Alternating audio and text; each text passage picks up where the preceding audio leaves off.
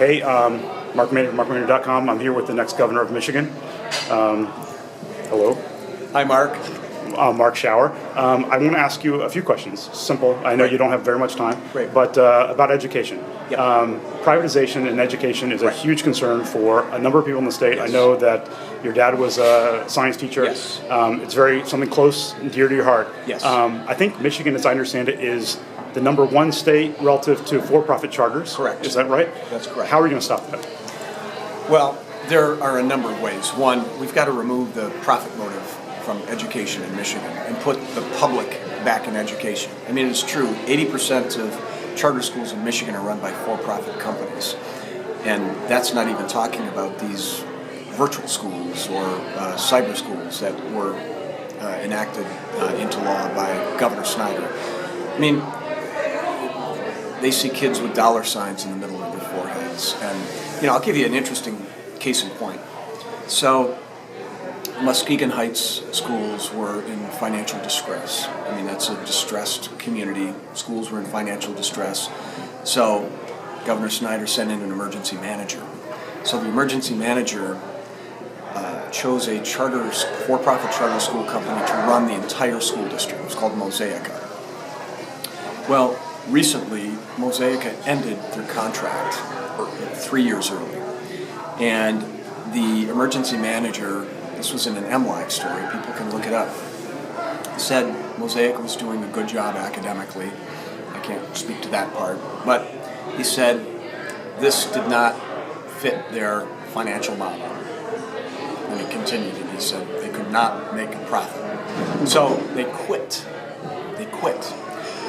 The public school district didn't have an opportunity to have the option of quitting. The locally elected school boards didn't have that opportunity. So the key to Michigan is committing to our system of public education, to all of our neighborhood schools, and make sure they have the resources to be successful. I'm not against charter schools per se. There are many excellent examples of charter schools, but most of them, candidly, are redundant. They're not especially innovative, and they're not especially effective. Some of the lowest performing schools are charter schools, run by for-profit. So we take the profit motive out. When I'm governor, if it's not done before, we'll conduct an adequacy study to see what it actually costs to educate kids. So most charter schools are, K-6, K-8. Most are not K-12. It's because it's cheaper to provide an elementary school education. They often don't provide transportation. So we'll determine what it costs for them to actually provide that education. Instead of getting the same $7,000 and change per student that our public schools get, they'll get what it costs to provide that education that they provide. I think that will weed out a lot of these for-profit companies, and that will allow us to redirect those resources back to our public schools. Do people vote on education? I mean, people vote on the economy. Yeah. Do you think that's your central message, it seems like to me. Do people care? Public education is my number one priority. I mean, I learned this firsthand, and I'm a proud product of public education. The key to a good job is good education. I mean, from a moral standpoint, but also from just a purely economic standpoint. I used to run Head Start, and we knew the dollar return on investment of quality development of preschool, and that's the same for quality education through high school completion. So we all pay as a society when young people aren't getting a good education. But what I hear on the campaign trail all over the state is the two items that make people the angriest about Rick Snyder as governor. One is $1 billion cut to public education. No matter how hard he tries to spin, he's increased funding to schools. People realize that school districts have about $500 less per pupil in the classroom. Our kids are in more crowded classroom. My running mate, Lisa Brown, from Oakland County, talks about her own experience. She sees her younger children getting an inferior education with fewer resources and more crowded classrooms, programs that just don't exist anymore that were there when her older children were in school. So, yes, I think it is a potent issue. People understand that for Michigan to win sort of in this global competition for jobs and competitiveness, we need to have the best educated workforce. The second issue that I hear most people are most passionate about is Rick Snyder's retirement tax. Retirees paying $1,000, $2,000, $3,000 more a year in taxes that otherwise would be going into the economy to help create jobs here in Michigan. Your campaign has been very smart in certain ways.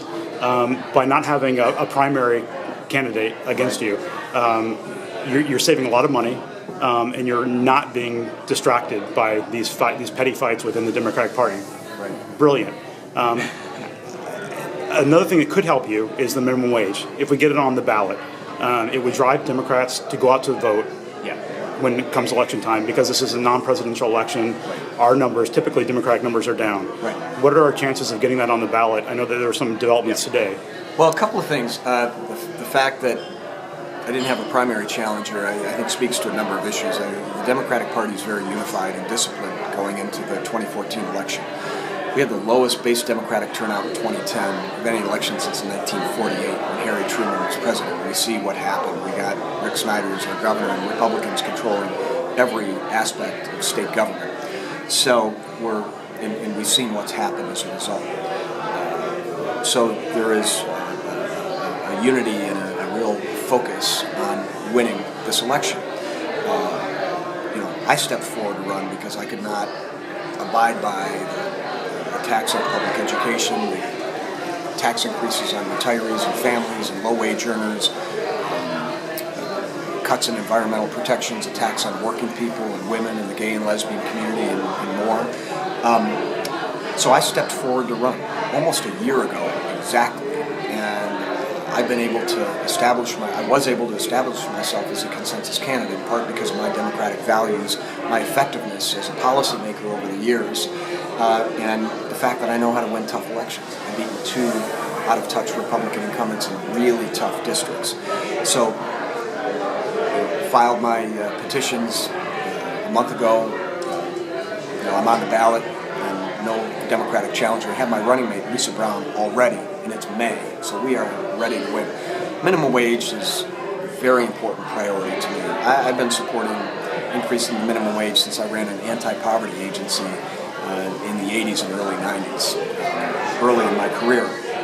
And I introduced my own specific proposal last November to raise the minimum wage to $9.25 an hour, index it to inflation, and give 1 million low-wage earners in Michigan a raise. Rick Snyder said minimum wage is not a significant issue in response to my proposal. And at the same time, he gave his top investment officers 80 and 90% pay raises. So we see what his priorities are.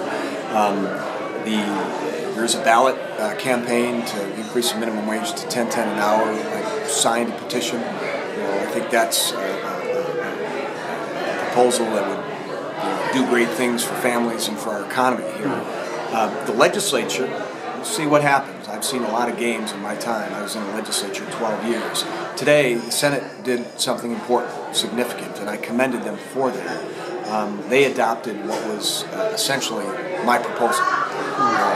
It's $9.20 an hour, index to inflation, lift, tipped workers as well. A good step. I mean, to me, what's more important than politics is doing what's right. And giving 1 million people a long overdue raise and tying that minimum wage to inflation, so there'd be increases as the cost of goods go up is a good thing. But are they doing that to get it off the ballot? Because it's not going to drive people to vote for you. That's my concern. I want to be clear. I'm going to be Rick Snyder whether minimum wage ballot proposal is before the voters or not. I want to be clear about that. And I think those low-wage earners are going to know, whether it's on the ballot, which party and which candidate is a fighter for fair wages for everyone and equal pay for everyone. So I'm not worried about whether it gets on the ballot. I just want to see people who need a raise get a raise. Cool. I know you have to go. This has been a pleasure. Thank you very much. Mark, thank you. I look forward to talking.